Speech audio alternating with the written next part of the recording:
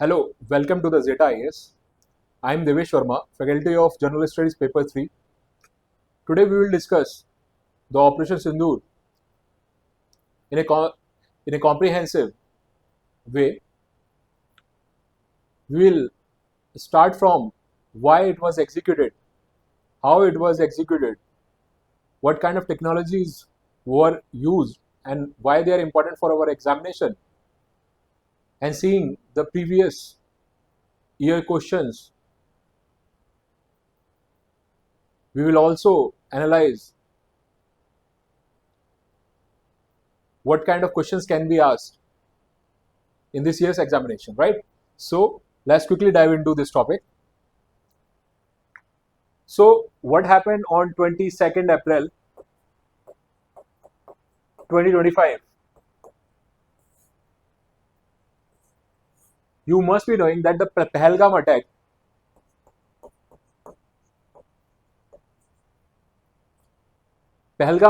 was conducted by Pakistan-based terrorists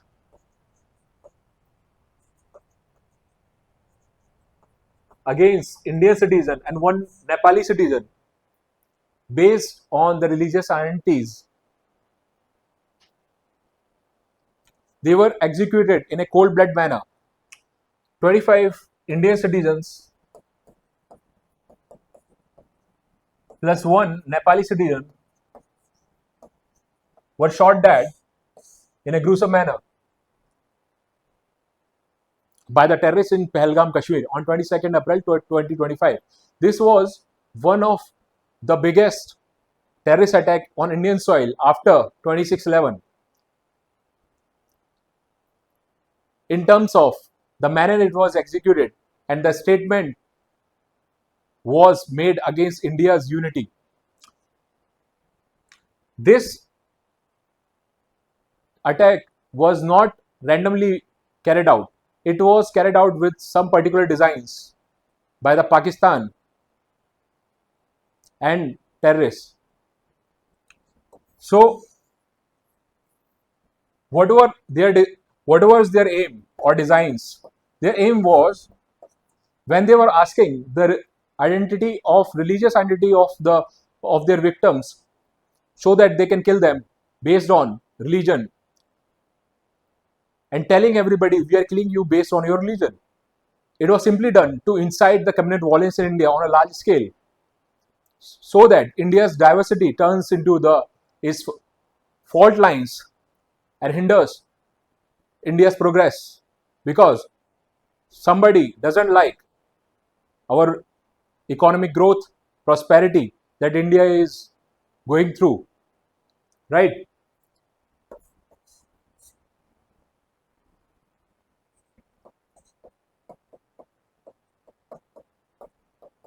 Aim was to destroy India's unity. So who carried out? Let's see.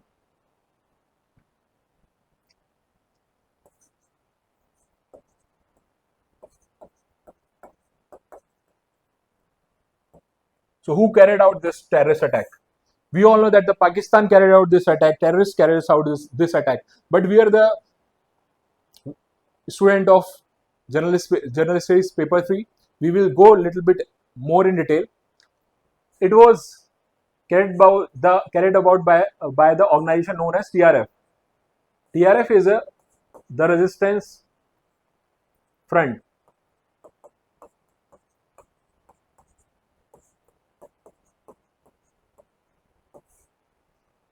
So you may not have heard about this organization because it's particularly new organization, new terrorist organization, new byproduct of the Pakistan, or the main business product of the Pakistan. Business, I say, the Pakistan's core export is only terrorism to its neighbors. So what it was doing, Pakistan, why this organization was created when it has already too many organizations working in Kashmir against Indian state. What happened in 2018 is Pakistan was under grey list of FATF, Financial Action Task Force. Why Pakistan was put under the grey list by the Financial Action Task Force? Because India and other like-minded country submitted the proof of the Pakistan state-sponsored terrorism financed through its own money or the granted money by the world organizations for its development direct, and it is diverting it to terrorist organizations like LET. LET means Lashkar-e-Taiba. It's a terrorist organization, radical group, extremist group, which is headed by Hafiz Saeed. So this organization, what it was doing is that it conducted a 26/11 attack against India, Mumbai attack, you all know, right? So when India submitted the proof to FATF, it blacklisted Pakistan in a grey list. So what Pakistan did, Pakistan cannot survive without terrorism. So what it did, so it basically created an offshoot known as the TRF. Same name, no sorry, same people who were terrorists here, they were banning this organization, operating this organization also, so that it can bypass, by changing the name, it can bypass the scrutiny of the FATF, so that it doesn't come under the grey list. So when it will not come under the grey list of FATF, Pakistan can continue financing the terrorism. So this is how TRF was created. Okay, so this organization conducted the Pahalgam attack. So this is not, it claimed the responsibility. That's why I'm telling you. But there are a lot of other organizations also working in a coordinated manner, like Hizbul Mujahideen, right? This is also another organization. Maulana Masood Azhar's organization. He is also a UN designated. He is also a terrorist situated in Pakistan. So these all big plans of terrorism by these organizations are designed by ISI, Inter-Service Intelligence Agency of Pakistan. They are brainchild of these organizations. Any kind of 26/11 or any kind of attacks are done, planned by ISI, conducted by these organizations, TRF and Hizbul Mujahideen, Lashkar-e-Taiba, against Indian state. So these are the organizations behind India's most vicious encounter with terrorism on that particular date, known as Pahalgam attack. So now we will see how India's retaliatory response were like. India's retaliation.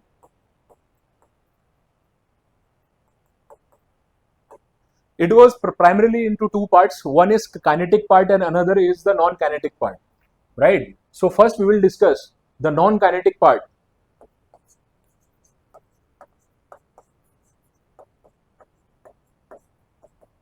Now, non-kinetic measures. Non-kinetic measures first was the suspension of IWT. What is IWT? You must have read in other topics of journalists, paper 2 or various other topics also. It's the Indus Water Treaty.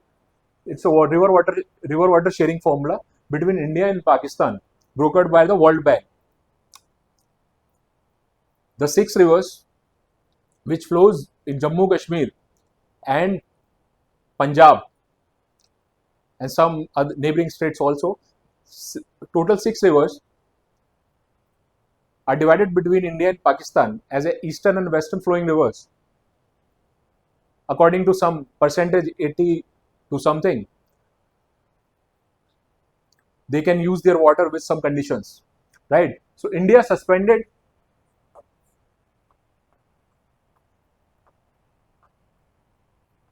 this treaty. Now, this was the biggest blow that was given to Pakistan, because if you see in any war, whether it's 1960, 1965, sorry, 1965, 1971, 1999, or 90, or you can say Udi or Balakot attack after 26/11 also, this treaty was never touched. It was never touched. It was never touched because India was more ethical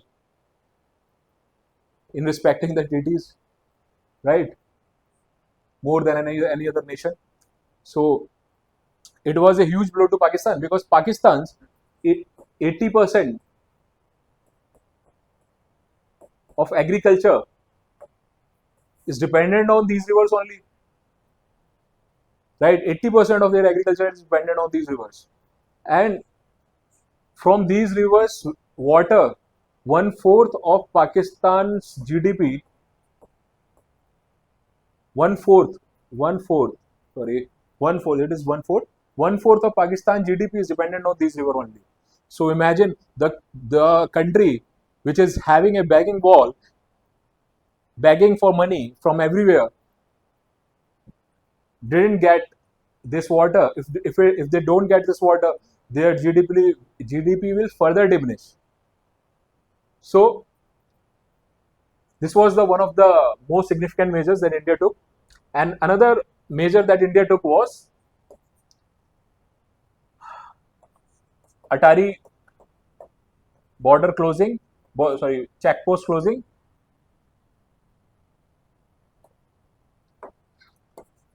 Atari check post. Atari check posts were closed. Defense advisors of Pakistan who were living in Pakistan embassy in Delhi were declared persona non grata, and they were asked to leave immediately within 48 hours. And apart from that, there is another measure, that is the visa exemption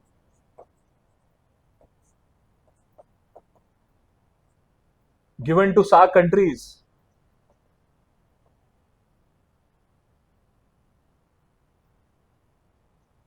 Given to SAARC countries were not given to Pakistan.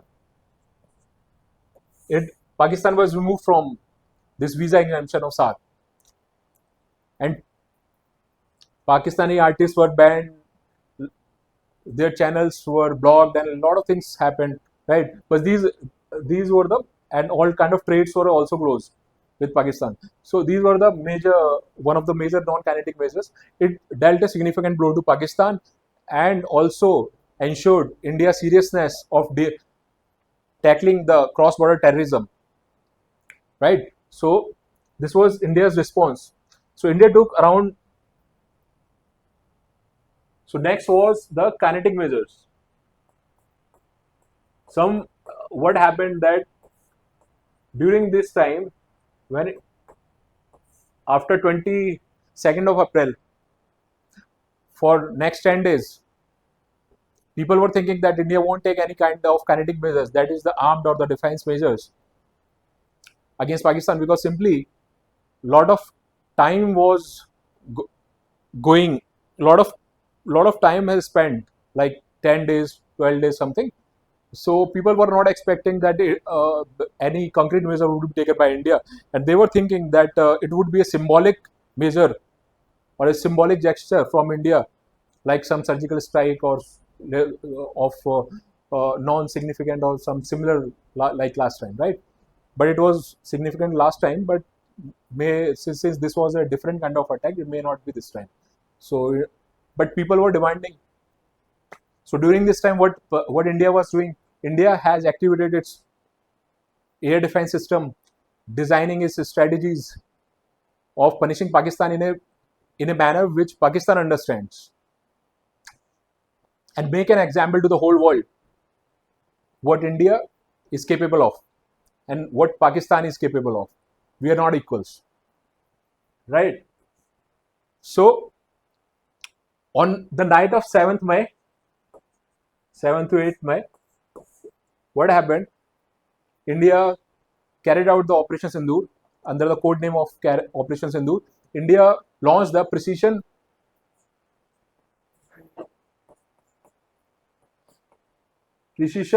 air and missile strikes.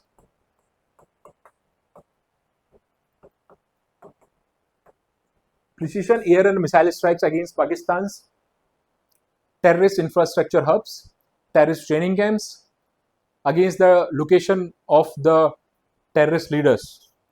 They through their what do we say? Through ground intelligence, through their local ground intelligence or human intelligence, they identify where their leaders were. So they also targeted their leaders. So to India, it was clear. It was a control and non-escalatory measure simply directed against the terror hubs, not civilian and military infra. It was a responsible approach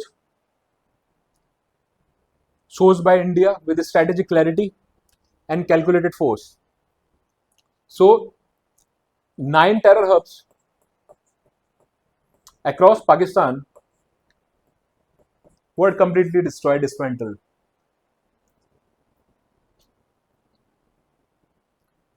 You may be wondering, ki India has attacked in Uri also, and this also, how it is different. It is different. It is different in many manners. What happens is these 4 to 5 terror hubs were in Pakistan mainland. India sends its drones, its missiles to these Pakistan mainland hub, terror hub. They launch a strike against this terror hub inside Pakistan, not just in POK. POK is Pakistan occupied Kashmir. India has done it in surgical strike or Uri strike also. India has carried out the operation in POK, but never does this mainland. Kargil war also. But what happened this time? India decided its doctrinal shift in its approach to deal with the terror, to deal against the terror. Right. So what happened is that lot of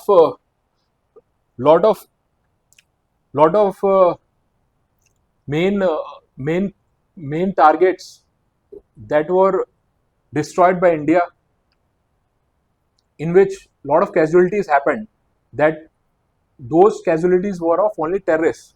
India never touched any civilians or military installation. So it was a war ethic that India followed. It was a responsible approach. But what happened is the next day, as India was expecting and prepared for the Pakistan's response, Pakistan's response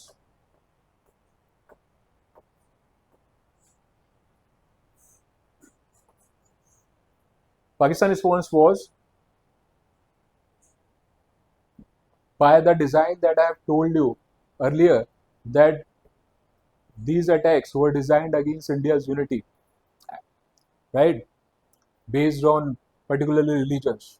So they decided to break India's unity.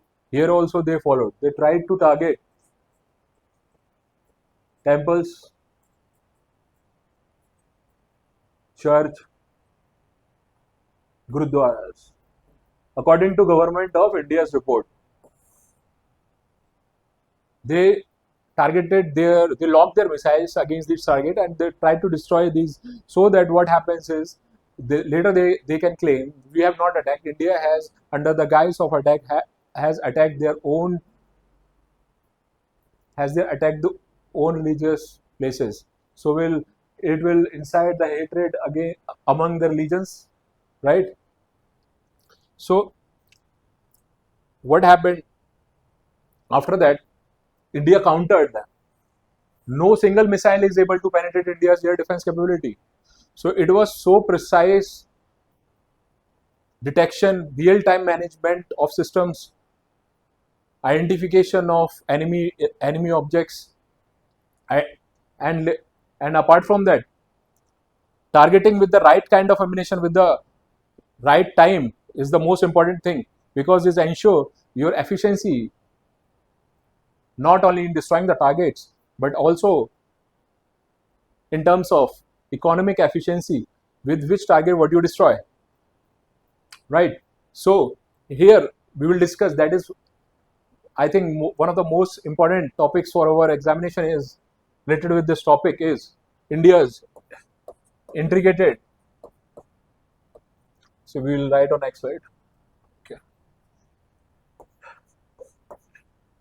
India's integrated command and control center. This was the one of the major prime factors that after launching so many attacks by Pakistan, even the Fateh 1 missile against New Delhi on 11th of May, they were not able to penetrate the India's defense. Why? Because this system was so much well integrated with all kind of state-of-art technologies that countries like Pakistan, forget about countries like Pakistan, even China panicked. Why China panicked? Because China has provided China has provided 80% 80% 80% of weapons to Pakistan. Pakistan, 80% of the weapons are supplied by China only. So it was primarily against the China and Indian weapon systems. Many of them are indigenous, and some of them are of different countries' origin, like the Soviet or Russia or France or America, right? So China gave them their kill chain strategy. Sorry, against India. China provided kill chain strategy. Kill chain. What was the kill chain strategy? Kill chain strategy gave a support to India. Oh, sorry, Pakistan against India, provided by China, so that it can target the Indian military installation in a real-time basis. So, what has China has done? It has integrated all its defense assets across the different domains, so that they can communicate with each other, like with satellite to air defense system to military defense system, army defense systems or naval defense systems or space-based defense systems or cyber capabilities, including radars also, that is military or civilians. They have integrated everything. So what they does, they exactly figure out they identify the movement of their enemy very quickly on a real-time basis, where their battalion is going, what kind of fighter pilot have just taken off from which air force station, right? So they have complete real-time data with them of the movement of the enemy. So they also had the satellite data, communication data, and everything of they provided to Pakistan. Whatever they know about India's movement of air force or the military, they gave to Pakistan. So Pakistan is started to claim that with their strategy that we have downed multiple aircrafts of the Indian Air Force, right? But see, here they are claiming, but our CDS Anil Chauhan has said some of the aircraft has very few of the aircrafts they have not directly said ki they have been destroyed or not. But see, after employing the scale chain strategy also by Pakistan, it is not able to penetrate the Indian Air Force this system, simply because integrated air command and control system, simply because it was so superior. So China also panicked, not only Pakistan. That's why it is important. You must have seen the news that the China's PL-15 which it considers as a state of art technology. China considers it state of art technology, but it was jammed by the India through its electronic warfare, and it was found in an intact position, right? So this was the India's capability, right? So we'll directly see this system first. I expect this to appear in examination in one or another manner, right?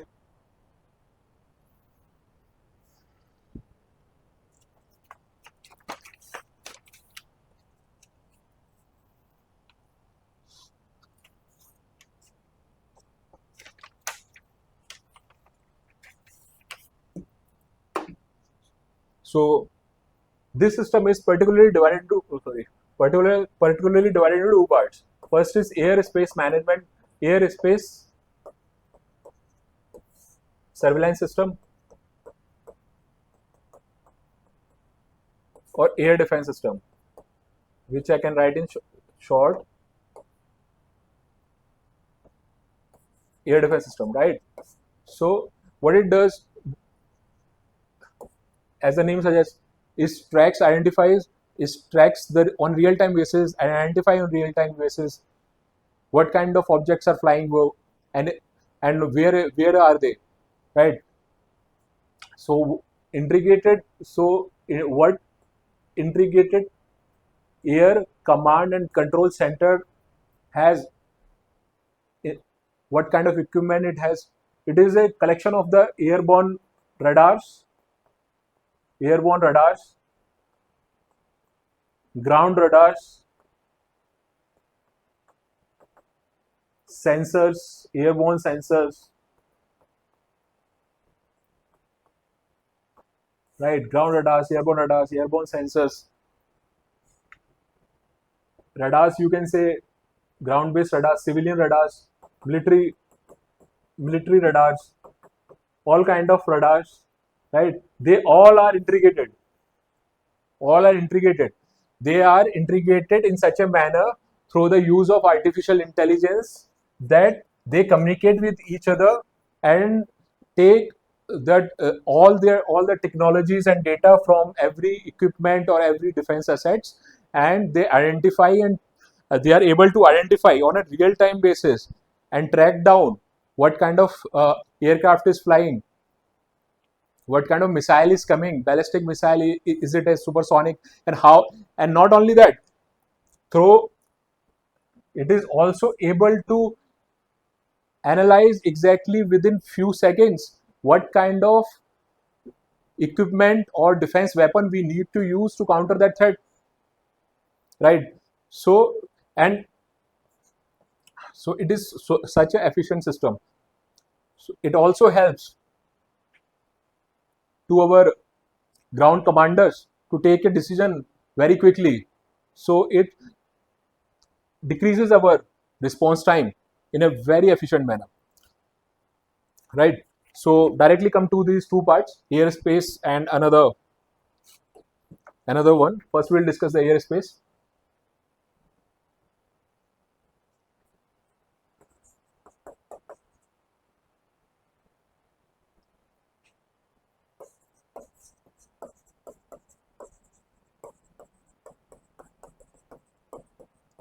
As the name suggests, it is under the integrated command and control center. What it does is this, as we all know, that all defense assets are integrated, so they are able to track down, right? Apart from this, it is developed by BEL. As I've told you, it is developed by BEL, Bharat Electronics Limited, right? In the year 2010, it was developed by BEL. So these are the kind of interventions in technologies we have. So what we do is, we will one by one see what kind of layer or what kind of multi-layered system it is. We generally call this a multi-layer. There are different kind of layers for our defense systems in our this particular defense system. Okay, so we'll go through it also.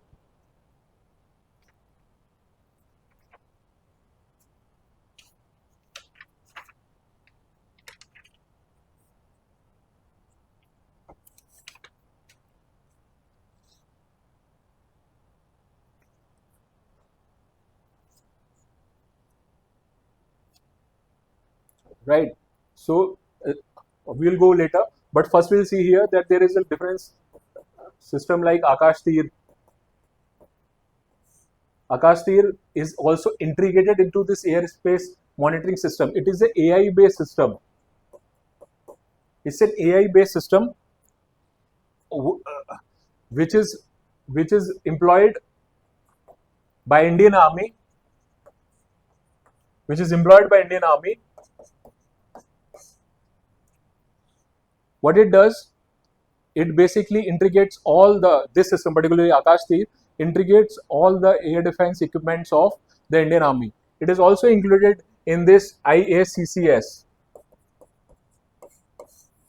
right? So see how we talk about the tri-service synergy and tri-service coordination. This is the level of coordination now. See, previously we after Kargil war, we were not seeing the tri-service coordination. Lot of committee reports came.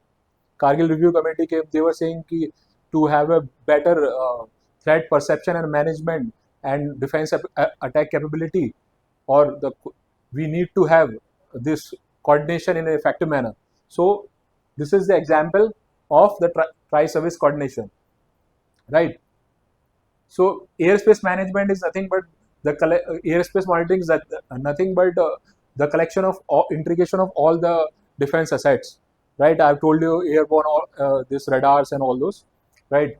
Sensors, AWACS, everything, and Indian armies now have been also included in it. So directly come down to the next part, that was air defense system. That is a part of which one? Okay, IACCS, right? It is a part of IACCS. We will see now air defense system. Air defense. You will ask, it was second was a monitoring system. This is the air defense system. Second part, what air defense system does? It is it directly defends Indian territory by employing the right weapons at the right time against the right target, right? So it is divided. We will see the structure, how it is structured. It is divided into the 4 layers, right? 4 layers. Is it first layer, second, third, and the fourth? So why the what is the meaning of these layers? We will see. Meaning of these layers is simply in terms of the range they have, right? If it is a short range, very short range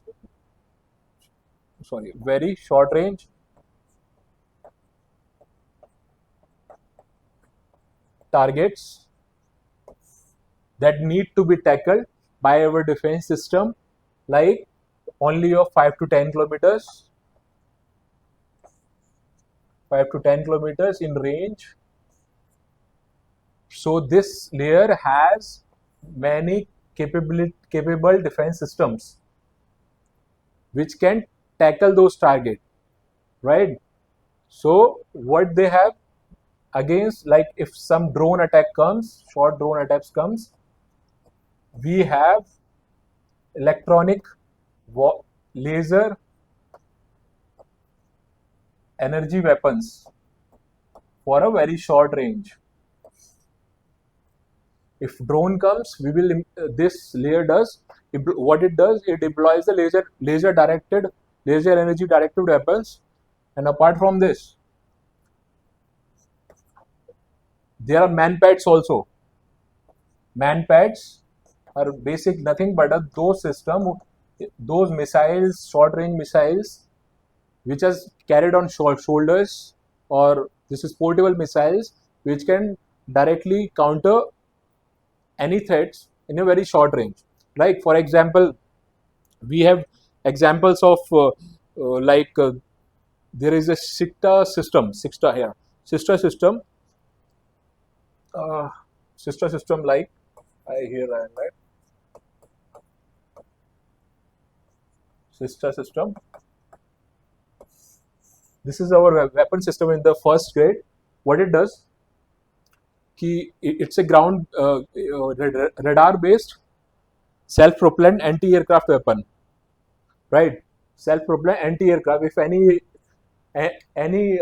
any kind of aircraft comes in a territory in a like low altitude or near an installation, military installation, you can target within a very short range, right? With this system, in the first layer of weapon system, there are different other systems also, like ICE L70 weapons, L70 weapons, right? So directly come to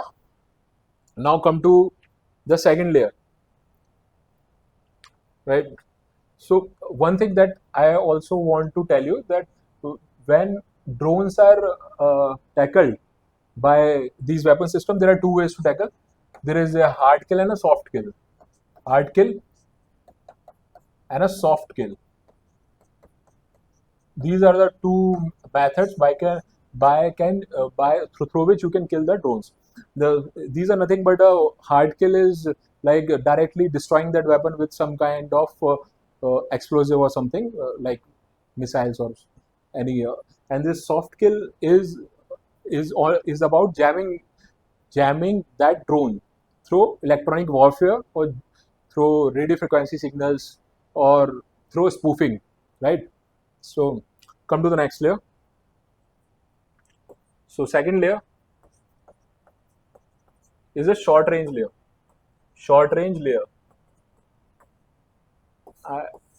Second layer is a short range layer. It is how much range it has? Can you guess? Okay, so is near about 30 to 35 kilometer. So 30 to 35 kilometer. If you find any kind of threats, our system find any kind of threats, then this layer gets activated, right? So what does it has? It has weapons like surface to air missile, short range surface to air missiles, spider missile, which is supplied by Israel to India. Why I am telling you all this quickly? Because you just need to remember the examples, right? And overall structure of this integrated command and control center. So I'll give you just a brief overview.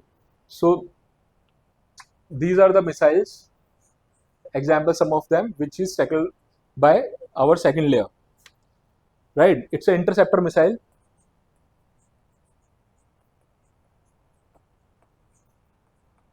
Interceptor missile.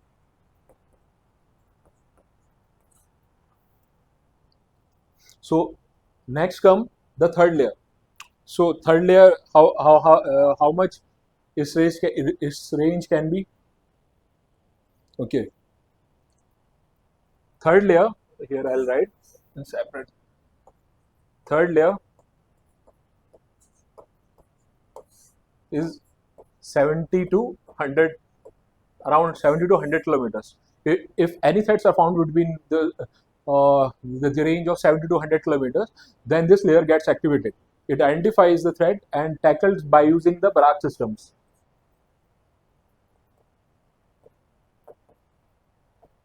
Barak system is developed by Israel and India together, right?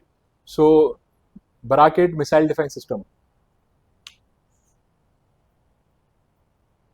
It is called Barak 8 missile defense system.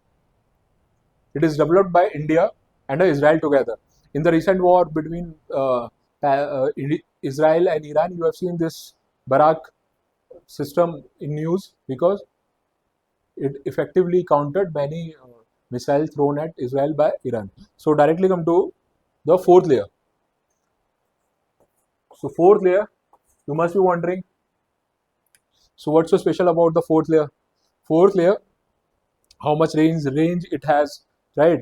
So fourth layer is very crucial layer because we have as 400, which is known as a Sudarshan Chakra or named as Sudarshan Chakra by army, right? So what it does, whenever around 500 to 600 or more kilometer threats are observed within the range of, it has a range of 500 to 600 kilometers. Whenever any aerial threats are observed, then this layer gets activated. And how many types of missile with different range this S-400 has?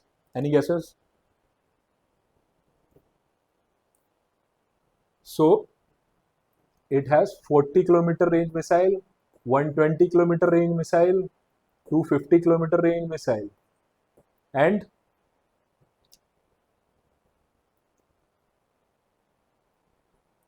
400 kilometer range missile, right?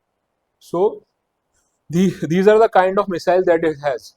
So will you tackle a drone with this missile, 40 kilometer missile? No, it's not possible. They are costly.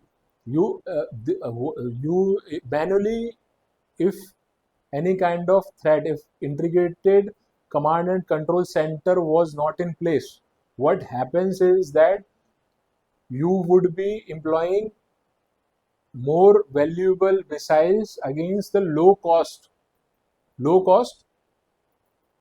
enemy weapons, right? So this should not happen. So to avoid this system has been developed, IAS-CCS. It uses AI and gives a commanders, Air Force commanders, military commanders, or our war strategists real-time updates. So these were our integrated command and control centers, right? So this I think is one of the most important topic in this this year's examination. I think it will have a different kind of perspectives that through which it can be asked, right? So we will see it one by one first.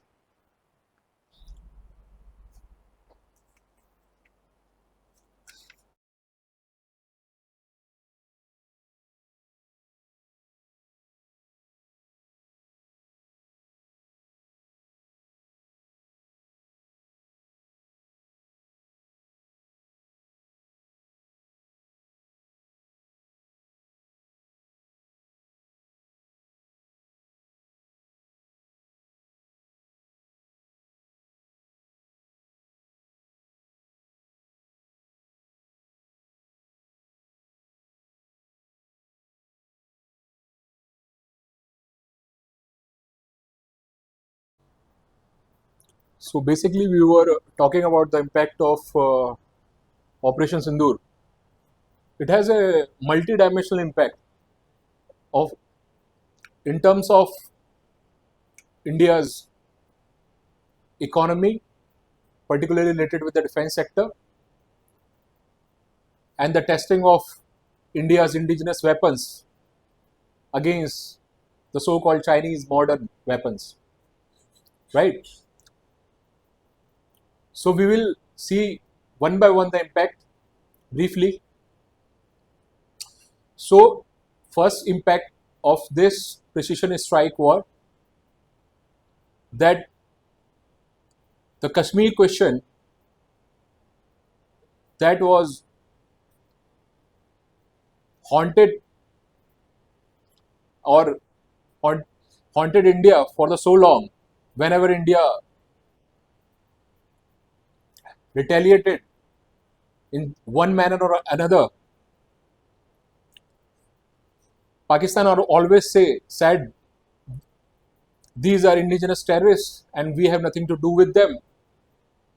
So this time, what happened? India gave a decisive blow to Pakistan, and it reframed the Kashmir question. Kashmir question or Kashmir issue was completely decoupled from the counter-terrorist operations conducted by India in the code name Operation Sindoor. So it was a major breakthrough. While doing so, it got geopolitical support of many big countries like USA, Japan, Australia, Israel, France, and many other nations. So, as far as our defense startup ecosystem is concerned, it got a major boost because our indigenous weapons, whether it's Nagastra or different weapons employed in recently discussed ISECS that we have discussed, was simply outperformed any weapons that were present in Pakistan's arsenal. So it it showcased primarily two things: India's technological superiority over Pakistan. Simply, we are not equals in terms of technological superiority, which right. And apart from this, our defense spending in recent news, as you have seen, has been increased to more than 2.5% of GDP. Through Operation Sindoor, our government simply declared any future act of war would be considered, no, sorry, any future terrorist act would be considered act of war. And there will be equal punishment for not only the terrorists, but also for their sponsors. This was the major doctrinal shift in this episode of so-called Operation Sindoor. Right? Apart from this Operation Sindoor highlighted to the world how precision strike can be made against a nuclear armed nation if it sponsored terrorism without escalations. So many other impacts were seen, like new strategic red line were drawn, where deterrence to direct action strategy were displayed. So these were the positive points, and one of the points that I also want to add is we were able to exactly know who were our friends and foe, who were our friends or our enemy. As we know that Pakistan during the Operation Sindoor was held by China. We all know China was always considered as a friend of Pakistan. That's why we had a 2.5 front war strategy. But recently we have seen many other nations, particularly Turkey, which we have supported during the humanitarian crisis when the earthquake came over there, gave a complete support not only in drones but sometimes their missiles also to Pakistan. So the real question remains whether India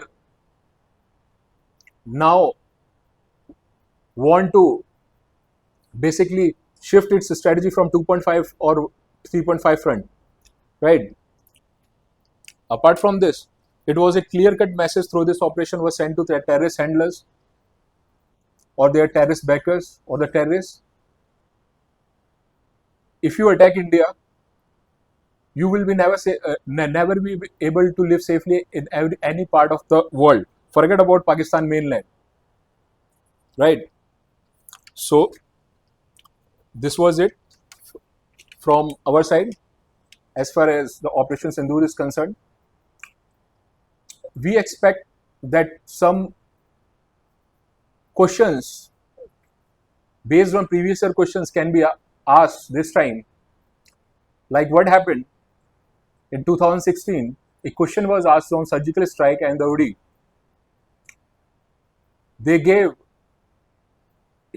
They wanted to know exactly what is these terms were all about.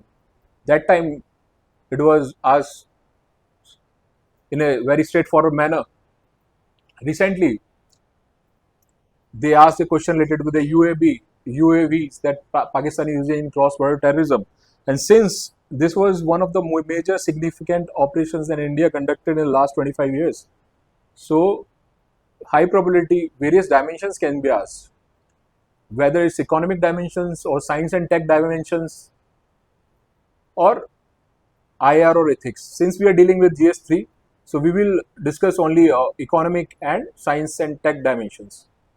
So we have designed some few questions for you that you can write and provide answer to us on our WhatsApp number that is provided under the description of this video. Right? So see what questions can be asked.